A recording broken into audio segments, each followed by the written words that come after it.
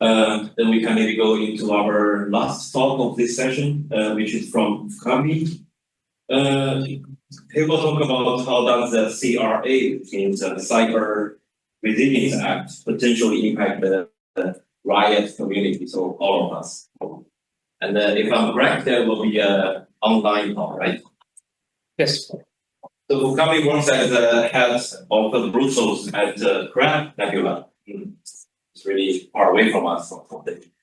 And it's special reporter for EN 304-623, the upcoming CRA standard for boot manager as part of ETSI STF701, and co-founded by the EU and the EFTA. And the floor is yours, and the screen is also yours. Okay. So hello, I'm fukami. I'm working for as head of Brussels office for CrabNebula, which is IT's company that operates in the Tauri universe. People who don't know that it is something like Electron, but based on Rust. And I'm deeply engaged in the CRA standardization also already beforehand, the co-legislation. I used to work for Sektion 1, which is primarily as a red teamer, pen tester, source code audits, reverse engineering, and so on, and also as information security officer at the Human Brain Project.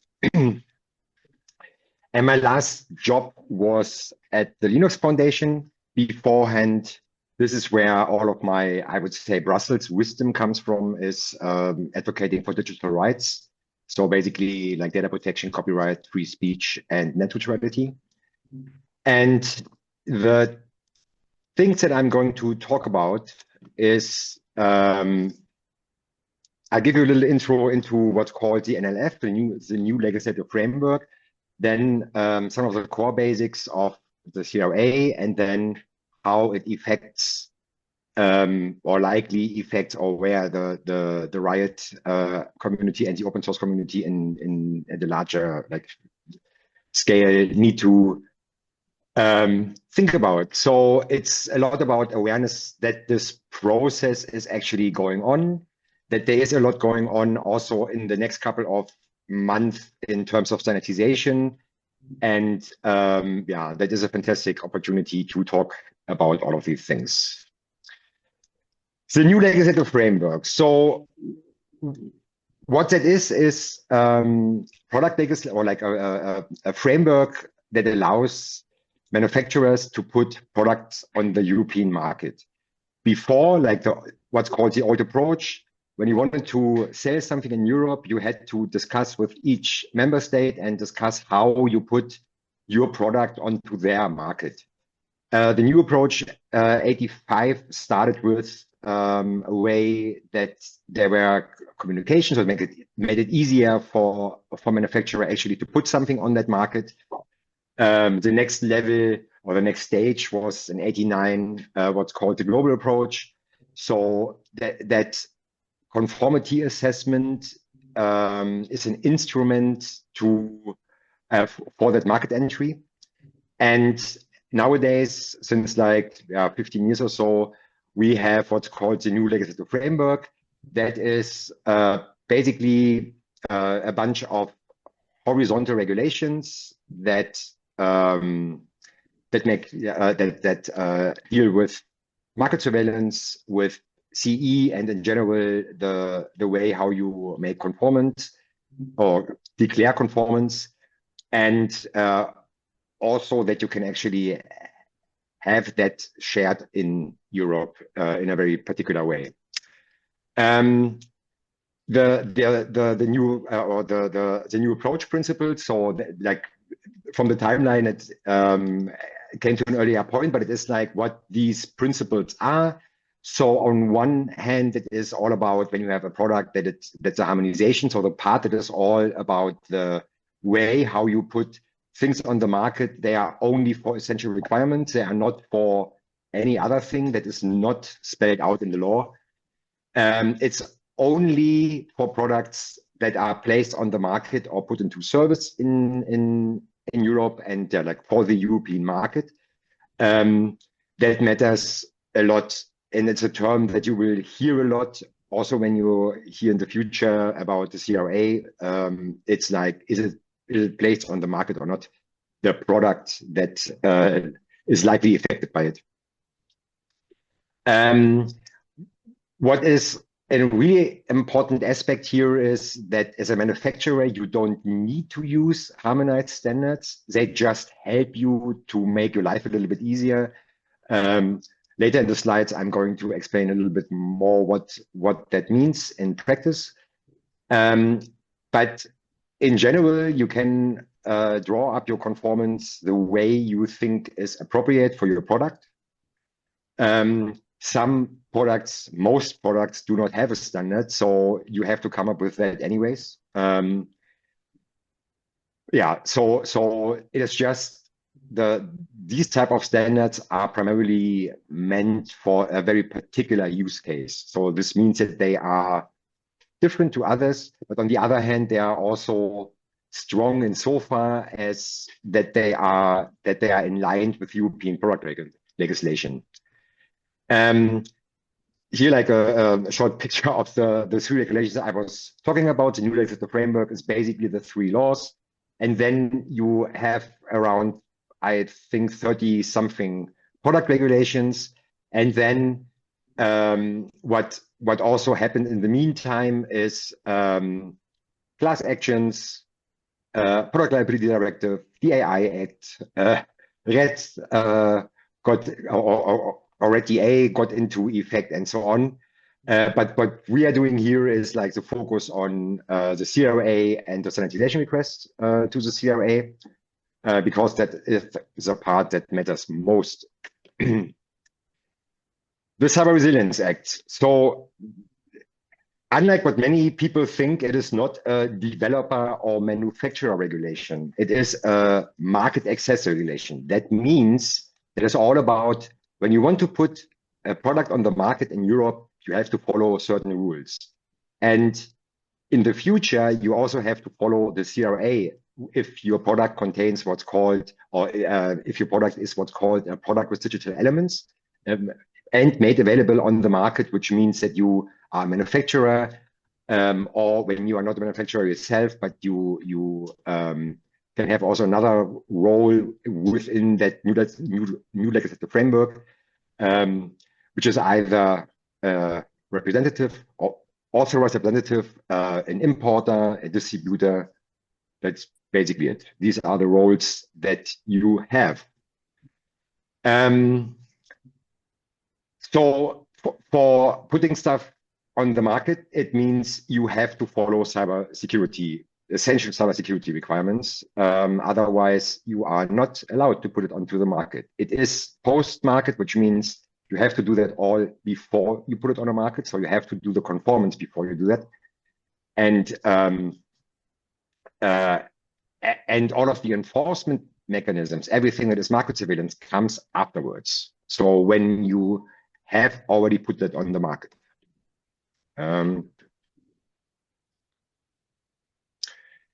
So it says it covers most categories, but I believe it leaves a lot of things out that are critical. For example, what we figured is BMCs are a piece of technology that is hard to capture with the current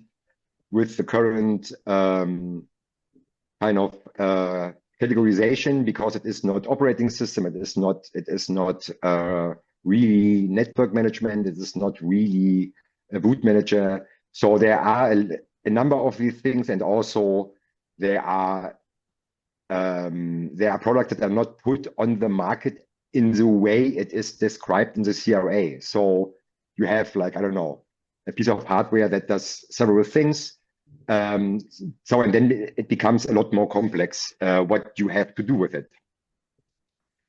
But however, when you are a manufacturer, you are also responsible for everything that makes up your product. So everything that is like either software or hardware that is, like part of your product. The CRA defines two broad classes of products: important and critical products. The important are divided into class 1, class 2. That is not super important, especially not for the like as soon as you get into open source space, because there is an exception or like a special provision for open source that says if you have a class 2 product that is open source, you can self-assess.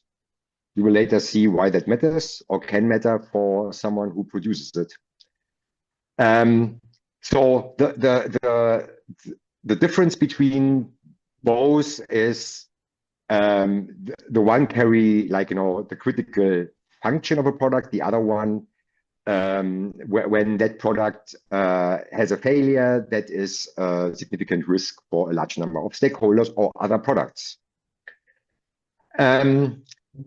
Then there are the critical products. For them, there are very special rules because it's also laid out that they need to go through some form of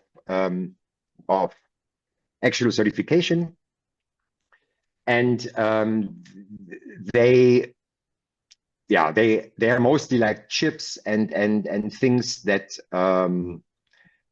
or like a technology that has a very special and critical meaning or is a critical component.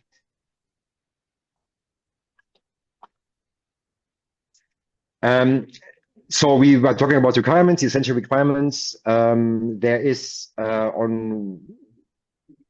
so like what I said, it can only be made available on the market if it is in conformance with Annex, like this Part 1, Annex 1, and Part 2, Annex 1. These are the things that need to be done. Here is a little overview over what that is. These are the requirements from Annex 1, and if you go through them, you will easily see that, yeah, that is not at all a bad list of things that manufacturers should keep in mind. That does not, of course, not every product has all of the functionality where that matters. So the things that you have to do before you put that on the market is to have a risk assessment of your product, and then look what of these or what of the essential requirements actually fit to your product, and how you mitigate potential risks that come with it.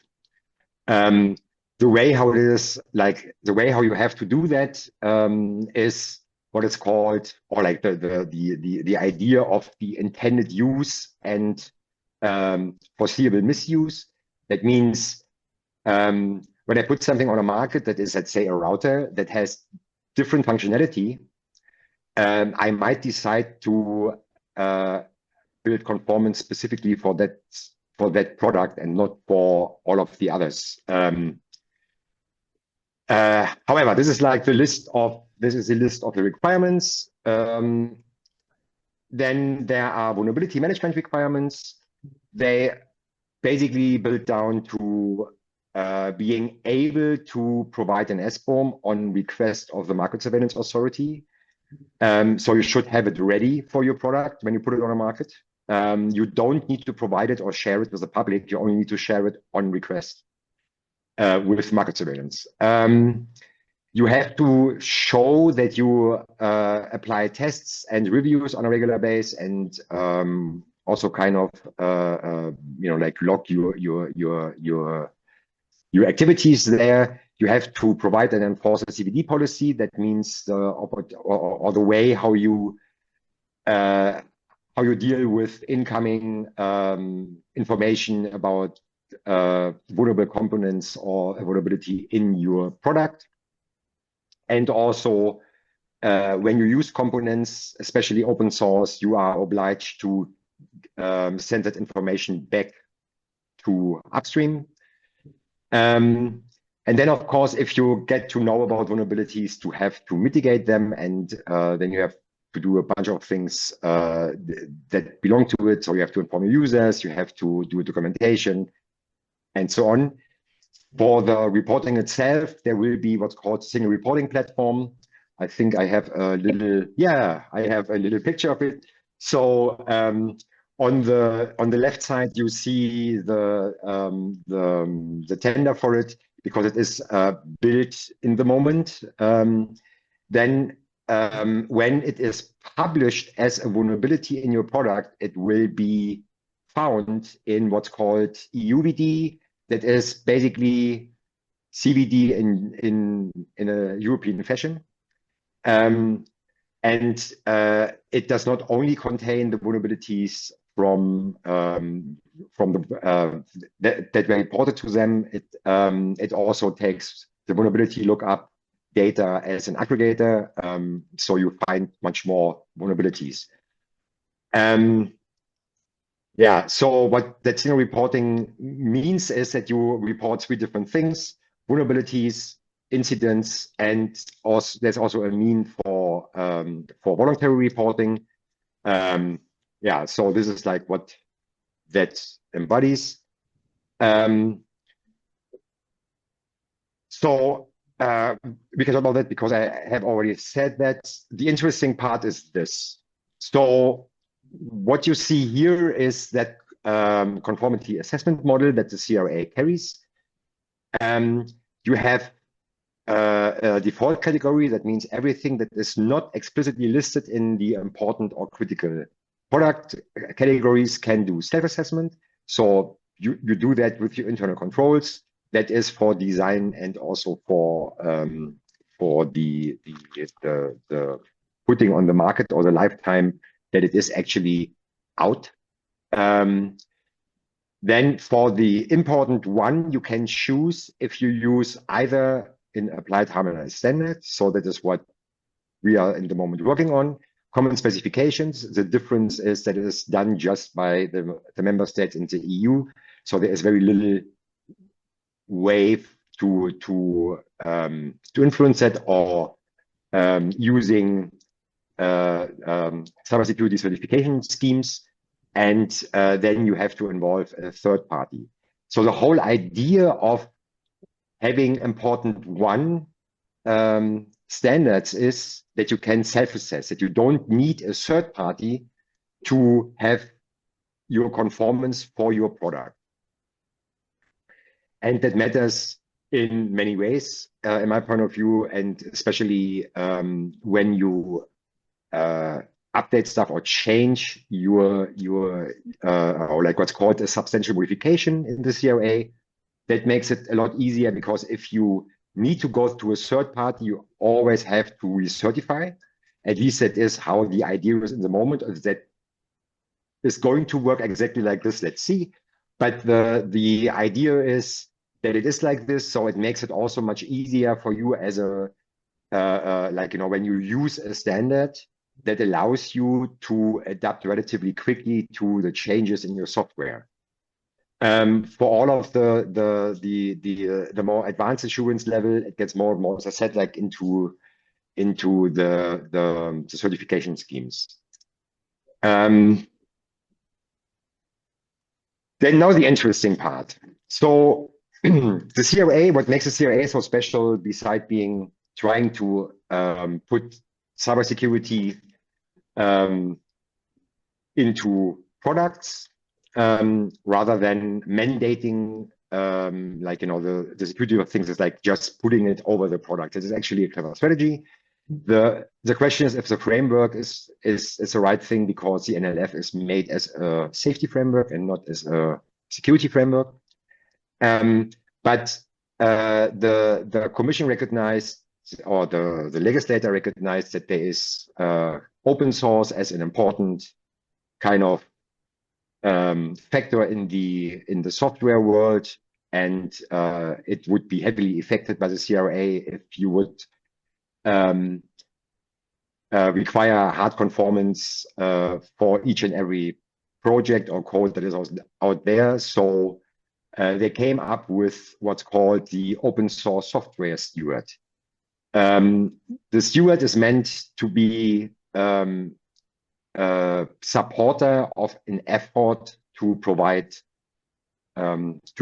support for a piece of open source software, and especially for the intention of commercial use. So when you do your home project and so on, you do not need to be a steward at all. If you do not intend to have it as a piece of, like in a commercial product, you have no obligation doing that. It is just, it can make it a lot easier. We come to it. So what the stewards need to do is that they also have to provide a CBD policy and documentation. They need to respond to market surveillance when they asked, and report about actively known vulnerabilities. Sorry, not actively, actively exploited vulnerabilities. And the part that is also interesting, and that is where it becomes interesting as a construct, that there is the idea of security attestation. It's not entirely clear how that is supposed to be, but the rough idea is that a manufacturer takes a piece of open source and does an attestation, and either allows others to do this or pays the open source project to do this and allow the distribution of that information. And then there is in the moment, there's a lot of discussion around how that is going to work. However, when a steward does not comply, there is no enforcement mechanism or no penalty or nothing. So it is a very, very hand-wavy structure. On the other hand, it is that thing that tries to balance the thing between the needs of community and different development models, and on the other hand, to actually get security into products. So I think it is actually an interesting model. Let's see how that works in practice in 2027. There are two things that I wanted to highlight. There are a lot of misconceptions, especially for manufacturers, because the Article 13, which contains all of the obligations of a manufacturer, obliges them to do due diligence on third parties and open source components. But it's not that so that is their way of doing that, but it is not, they cannot demand that a project gives them anything or like makes their compliance or whatever. So point that to the repository or something, or to the release is all that should be there. The rest is really like entirely the responsibility of a manufacturer. But however, there is still that misconception. And the other thing that is a little bit more complex, because in reality, the question is how a manufacturer actually uses open source, and if there's even opportunity for them to report something back that is not already fixed everywhere else. But they are obliged to do this. So when they use open source, they have to do the fix if it's part of their product and has an impact of the security of their product. The steward is not obliged to fix it. Also, a very important point to make here, to understand. Sorry. So from what I see is that a lot of what the CRA requires is there. It is an operating system that is designed in a way that has security in mind. So I believe if you go through these type of lists and so on, you will quickly find that it's small refinements when it comes to these type of things.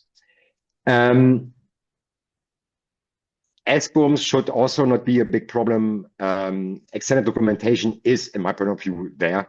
The parts that may go beyond it is not in your domain. That is more in the domain of a manufacturer that actually uses and and then, do another documentation for that product. For this, I believe it's fine.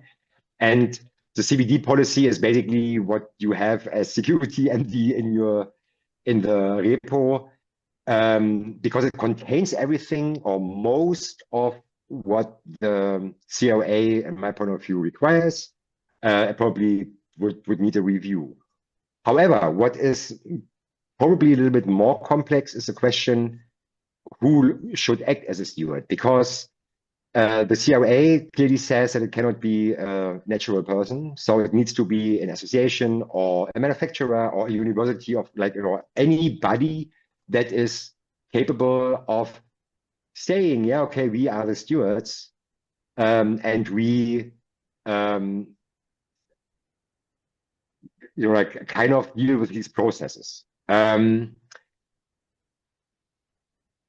The point here is that needed? You don't need to be or need to have a steward.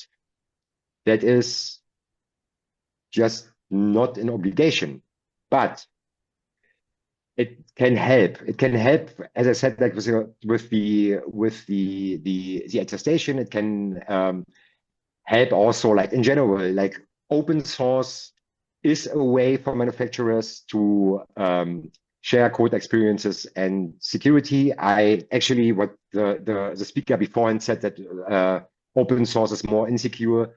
I would actually challenge that thing for two reasons. One question is, what does it mean if you see a lot of vulnerabilities? Is it like, does it make a product or like a project more secure or less secure?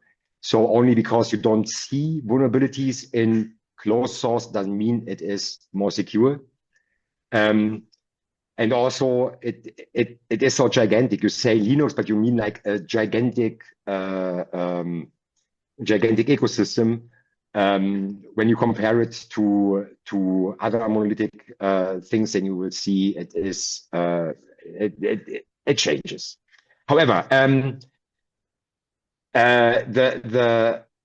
the idea of the legislator is to support open source, and especially something like RIOT, because from what it is and what it does and how how you can use it for what you build is actually as if it's written for such a project. The point is only that question about how you organize kind of the legal structure. And in Germany, what I know is Verein. It is like the easiest thing to do. And for this type of thing, it is probably something easily to set up and also would make sense. However, when there are questions around this, the market surveillance authorities are open to discuss with these type of communities how to do that best, and also in general, like what to expect also from those authorities. So on one slide about the standards, it is like what's going on. The 26 is the interesting part for RIOT, but you see a lot more. So, for example, 23 is mine. You have ZMs, network management, you have VPNs. Yeah, this is like these are the ones that are done by ETSI. When you want to follow what's going on, especially in the next couple of weeks, because they get now into a phase where there is a public inquiry. That means they will be put up on GitHub, a special GitHub instance called Labs, where these standards can be commented on, or also like using the normal like ticketing system to give input into this work. At the end, I just wanted to give a little timeline to this, like the CRA in total. So you see everything that is gray is the co-legislation. So from the proposal over the discussion in the European Parliament and other stakeholders to the trialogue, and then finally the decision. The thing that is greenish, reddish is the implementation phase. That means these are the 3 years between the publication and entering into full application. And the blue part is the application, the review, and the evaluation. So green is like what we had since then. This is the red part is the standards development. That is the deadline for the ISO standards to be ready for manufacturers to use, because this is the time to implement the standards. So that means, can you see that correctly? I'm not sure if that's what you're like. Okay. So that means that when you are a manufacturer that thinks about like either putting an operating system on the market, or if and it makes sense for the right community to look at these standards, to look what is in the operating system standard that that might not be something that RIOT already does, or that for the help of implementation on the product side. But this is basically what the timing is, because as soon as it hits the blue part, that is a moment where the products have to be conformant when they are put on the market. I think that was the last slide. Yes. So are there any questions? I hope I was not too old. I hope I was not too long. All right. Thanks for the presentation from fukami. Do we have any questions? We might have time for 1 or 2 quick questions. Thank you. Thank you for the interesting presentation. How much do you think that will change with what is known now until the publication of those guidelines or the standards, compared to what we know now and what will be known then? Because there's a lot of discussion about what we can do, what we should do. And you have a lot of experience with all those changes between the first publication in summer last year until next year, somewhere later in the year, that manufacturers move on. I'm not sure if I understood the question. Can you get the microphone a little bit more like up like this? Because You think will change between what we know now, like the published version in December last year, and the guidelines are coming out next year, what the manufacturers really have to do practically? How much do you think is going to change between what we know now? And then, so what can we compare? So there is still a lot to figure out. That is, so the more it gets into the blue direction, the more gets cleared up. There is stuff that is still not clear, but it comes more and more to that point. Okay, do you have a concrete question? And then it might be that it was unclear 3 months ago, but now it is more clear because very many people talked about stuff. Some things will only really be like, kind of decided about when a decision has to happen. So that it's like also in that process that the ESOs have their process to do things. And then also for the standards themselves, the way how or like what comes out of it is really like the more input is there, the better, or like, high quality input, the better the standard is going to get. And I believe that we all want to have a strong standard. For all of the other questions, there are what's called implementing and delegated acts from the side of the Commission to clear stuff. For example, the exact SBOM format. What categories might be changed from that moment on, like when it's like, from the blue part on into the future, so that certain products that are not have own categories but should have an own category are in there. And in terms of open source, it's the same thing. Like so on one hand, it's relatively clear, but you have that thing about a lot of like detailed questions that might be a little bit different because you have a different community, a different piece of technology, a different way how it gets integrated into products or what in general the ecosystem is. So that is, yeah, that is just how it is. Did that answer your question? Yes. Thanks. Another one? We have any other questions? Maybe a really quick one, yes. If you jump to slide 26, you have a statement there about attestations, and I was trying to pass and understand the sentence, but had difficulties. So this point with voluntary security attestations are meant to develop. What does that mean practically?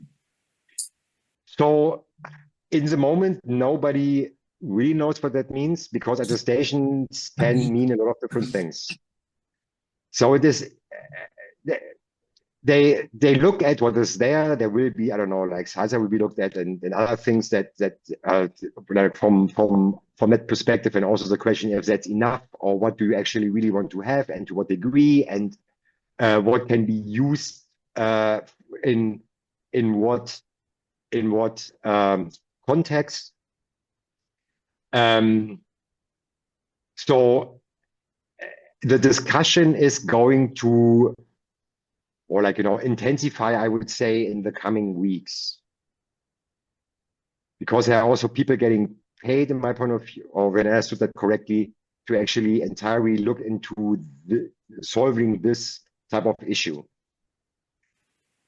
Okay, so a follow-up question on that is, who is working on these implementing standards? Like, what are these? Who's supposed to?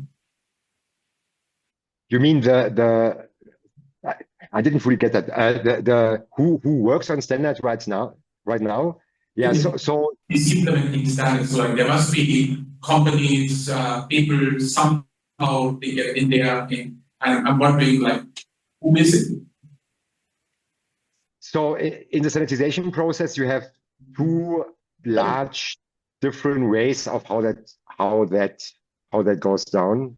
Yeah, I should have put that into a slide. Or 1 second. Oh no, did I put that in here? So no, I did not. Here, no, that is no, I put it out. Anyways, there are two or like three sanitization organizations: Zen, Zenelec, and ETSI. ETSI is one where you have a membership and can directly participate. When you are at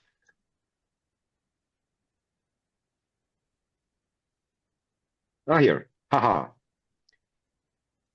So the difference is with ETSI you have to have an organization and then you have a direct membership. A membership means you can participate in all of the TCs, in all of the meetings. You can download all of the documents. And the standards that are produced, they are all free for use. But everything in between is not open, or not necessary, or like more or less whatever. This it really depends on what exactly you're talking about.